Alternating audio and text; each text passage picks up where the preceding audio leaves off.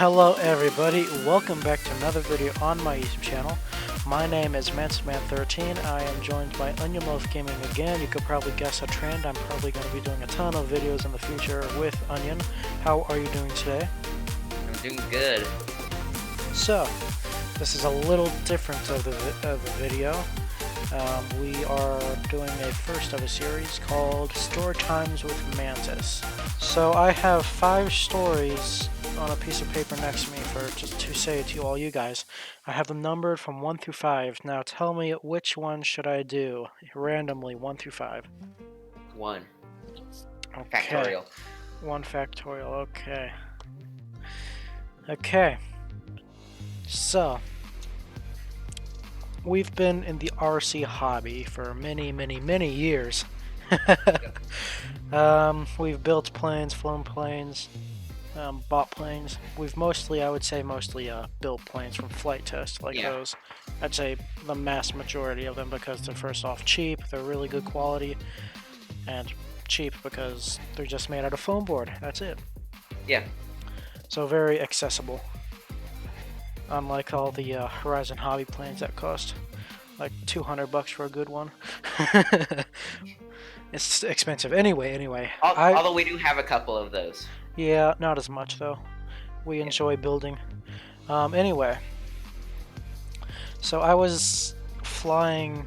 we had built the flight test spear, which is a flying wing type thing. I'll show a picture on screen now.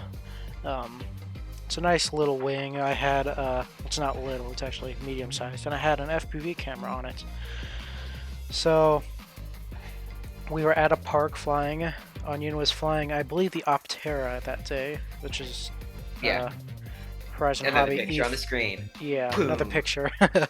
It was a plane from Horizon Hobby, I believe E-Flight brand. So, as you can see on my Paint 3D model, there was this road here where we were standing, just the two of us. I was flying the spear, he was flying the Optera, and then there was a walking path down here. Just draw this out. Horrible drawing, but it's okay. And then another path going around here. Yeah, horrible drawing with the mouse, but that's okay. So around this path here,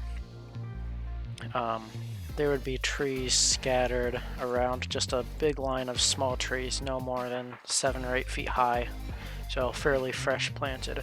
This is probably a bit more congested, but there were a bit less trees. I'm just doing this for example. There's also a picnic table here we set things up on. Anyway, so I got used to flying around. There was a mountain, or not mountain, it was just a big hill from construction. Then there was like a football thing, whatever it's called, football goal. I would zoom down the mountain, or not mountain, hill, and go through it, all through my FPV camera. So of course I was extremely comfortable flying this plane, so I decided why not weave through these trees. I was fairly good pilot, so I was thinking, I have confidence. Plus it was starting to fall apart a little bit, so it's about the end of its lifespan. Yeah, it was getting old. Yeah, it just continually started to not fly as well every flight, no matter how much we tried. So then, when I was flying through it, I was flying fully through a monitor. I don't typically wear FPV goggles, they just don't work very well for me. So I was flying through the trees, and then it came to these couple trees that were very close together. I was like, hey, why not fly through that? Of course, you don't have very much time to make a decision because, well, you're going kind of quick, and the trees are close together. You can probably see where I'm going with this. Yeah. You were there. So yeah, I was there. Spoilers. So I was flying through, and then I suddenly just hit the tree. Now that's not very exciting, of course, but the FPV footage cut off. It was just static, and then in the background, I can hear it was maybe about, I'd say, 1,000 feet away, maybe Maybe a quarter mile at most. It was far. but I couldn't really see it. It was very low to the ground. So then, maybe half second after I lost video signal, I heard this. How do I explain it? Just imagine like a tree exploding, the sound of exploding lumber. Yeah, that sound. No, think of hitting two large sticks together, one shattering. Yeah, we both looked at each other. He was still flying. And then I booked it towards the tree because I had no idea. I mean, There could have been a fire, we didn't know. yeah, one of two things could have happened. The FPV camera could have just unplugged, or the entire plane could have lost power either because it unplugged or it's on fire. Or we lost signal for some reason. Yeah. Oh yes, and my transmitter, which is the remote controller, started beeping because it lost signal, so I knew something was happening, so I just booked it all the way over here. I almost crashed my plane, I was laughing so hard. It was a fun day. So yeah, it turns out it was upside down somehow on the ground right below the tree. The tree didn't have any damage, it just absorbed the shock and went on with its life. So yeah, that's the first story. It was really, really cool. And then you had to walk back and was super sad that the plane in multiple pieces. Not multiple, it was just Well, really two, bent but out it of was held shape. together. It was bent out Yeah, of shape. it was a lot. messed up. That plane was messed up. So, as you guys possibly know from one of my videos saying this, and possibly a couple streams, I'm obsessed with reptiles. They are incredibly amazing. I have one myself, a leopard gecko named Ziggy. So I like reptiles. I sometimes go to reptile shows every 2 or 4 months or so. Happens 6 times a year. So I go there. There's this one vendor that is really nice. Would let you hold stuff, all of his reptiles, no matter which one. Typically, he would give you a warning if it's a little nippy. Anyway, so I was visiting him. He had his typical ball pythons, corn snakes, even some sand boas. Small vendor. He had just a normal card table with about maybe 20 snakes max, compared to the 50 to 100 the others had. Anyway, I saw this California mountain king snake baby. It was maybe 7 inches long, maybe 8 inches max. Very small little guy. And I decided, hey, why not hold him? They're typically pretty calm colubrid. So that's what I did. I was holding him. It was going nice. He musked a little. But that's fine. It only smelled a little bit. Not too bad. I do that when I'm threatened too. Just kidding, just kidding. Anyway, I was talking to him about the care of it. Now, typically, I would not buy a snake, just because my mom does not want me to have a snake. Roasted. Whatever. So I was looking at him, talking to him, and then I just felt a tug on the opposite side of the palm of my hand, the top of my hand. Felt like my skin was being pulled. I looked down and the snake was just gnawing on me and trying to pull. A little bit of blood was drawn, but nothing much. It barely hurts at all. Then after he let loose of my hand. Of course the blood drew a little bit. Then he was in that typical S shape while holding him with his mouth open. How long was he holding on for? About 5 seconds, I would think. I think he got stuck a little bit inside my fleshy hands. Were you crying? No, I was extremely happy. I was extremely happy.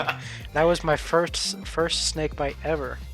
At that point, I was addicted to getting bitten by snakes, and I wanted more. Unfortunately, I did not get any more after that. That might have been a good thing. That's weird. Yeah, I'm sure it's a good thing. If I have a picture of that specific snake, I will show it. Okay, next story. So this one happened in a McDonald's parking lot. Onion, you were there with me. This is amazing. Amazing, yes, amazing. So I don't remember what we were ordering. I don't know. Do you remember? Hot fudge sundae, I think. Possibly you. the ice cream run. You know, the typical ice cream run. Your typical ice cream run. Anyway, so we ordered the ice cream. We went out because they were a bit busy. They said, go pull around the corner and wait there. They'll bring it out. So we did. After about 2 or 3 minutes, maybe, I had this lady bring out the ice cream. She said, enjoy your ice cream. And I said, you too. And then I awkwardly closed the window, thinking about what I just said and the look she just gave me, and just awkwardly drove away. Yeah, you unintentionally said that.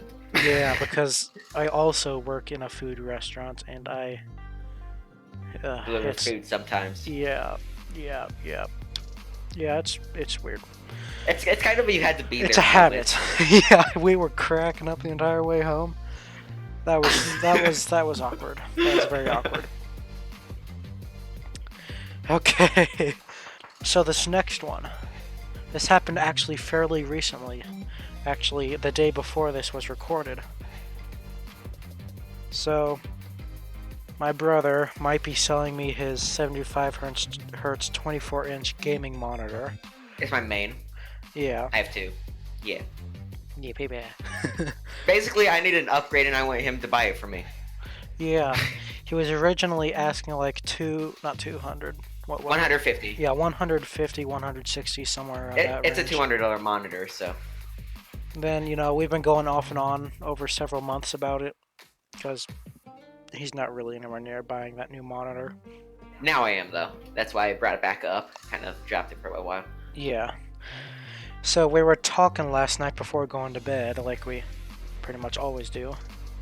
And, well, I decided, hey, I'm in a personal finance class, and the chapter I just happened to end was how to bargain for a good deal. So I have not told you the story from my point of view. Anyway, I got up, I went into my backpack, I got my personal finance book, I quickly turned to the bargaining section, how to get a bargain, or a deal, and I looked at how to get a good deal, and I literally just read the book out while he was talking to me about it, basically ignoring it. Then I asked him, what's the price you want? He said 150. Yep. And I said, I read in the book, one of the best things you can do in getting a good deal and negotiating is say, that is not good enough. So that's exactly what I did. I said that, Yep. and then we stayed silent for another 15 seconds.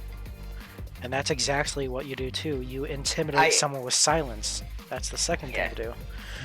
After that, I asked you what your offer is, your counter offer is.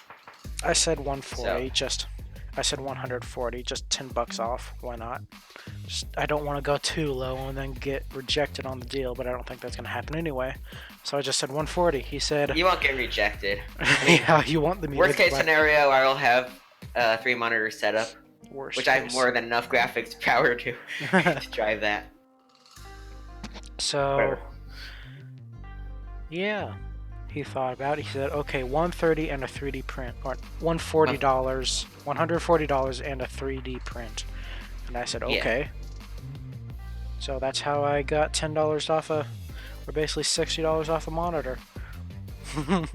Just using the power of negotiation to lower the price. Now, before this deal, you were not keen or didn't even think about going under 150. So, okay, the next one is possibly the funniest one. Okay. Which one is that, Mantis? Well, you'll have to wait and see. Oh. Okay, so here is a picture drawing. Right here is the front door of our house. Has a porch and everything, a little porch. It opens this way for the door. That's a very straight door, haha. And then there's like stairs up this way to go to a loft upstairs. Anyway, then it goes over here, blah blah blah, to a living room. Then over here, we have a little hallway. We got a bathroom, and then we got my room. I don't know what these things are, but we have my room and Onion's room right here, and the bathroom right here.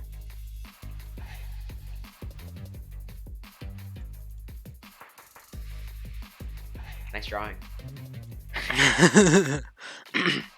Okay, so we got my gaming set up here, all the way to the door. We got the bed, just generic, you know.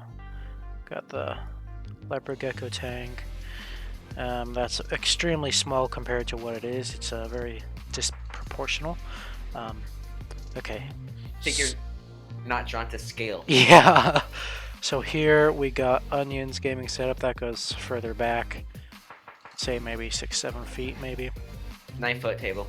Okay, 9 foot. So Nice Onion's foot. laying here doing some math homework in his bed. I come home from personal finance class like we were talking about, and I go through the front door, close the door. I had a winter jacket on and a backpack, so I was a bit thicker than normal. It's pretty thick. I was very puffy. The winter jacket I have is puffy, so I'm a bit bigger than normal. We also have a gate here, because our dog likes to get in and chew some things up in our rooms. So that's been there ever since we got her a couple months back. Well, okay, so I got here, I walked this way to go put my backpack in my room and take my shoes off, and then I would go out here into the kitchen where the coat hangers are and put my jacket up. So, when I went over to step over the gate, it's about maybe 3 feet high, I would say. Yeah, about. My first foot to ever step over the gate got caught when I was trying to lean forward, because that's what you do when you walk, you lean forward a bit. So my foot got caught. I fell over, knocking down the gate into this entryway. Now this entryway isn't really that long. It maybe goes till here where the bathroom starts and the doorways are here. Yeah. So it's not like 10,000 feet this way. Where the doors are. Anyway. So somehow, when I tripped and fell over, somehow I got turned 90 degrees this way into Onion's room. He also has a dresser here. So I got yeeted sideways somehow into his room, being slid on the thick carpet somehow again. So much friction, I don't know how I slid that far. Then my head poked up till about here. Have that smile though. Probably not. And then Onion just looked up out of his bed, looking my head poke over on the ground behind his dresser here. I was like, hi. Hi, welcome to Chile. I don't know what you said after that. I don't remember either, but I remember from my perspective, I just hear a crash, I look up, and I just see you laying there. And then I lay there for like 5 seconds. And then I got up, took my shoes off and stuff, put my jacket up, and that was the end of me being yeeted into Onion's room. So yeah, that was a story. Well, that's it basically. That's the 5 stories I had to share with Onion.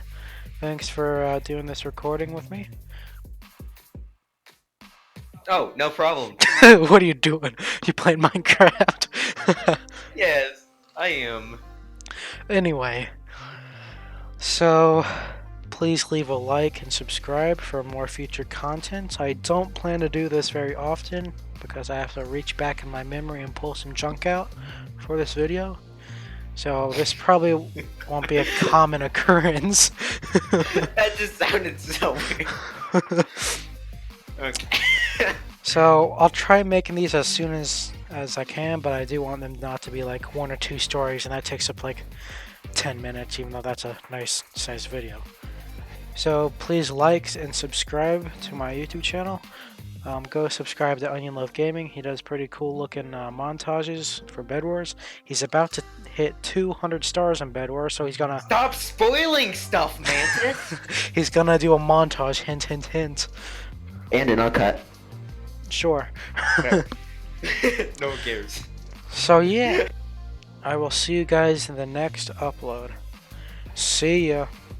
Bye.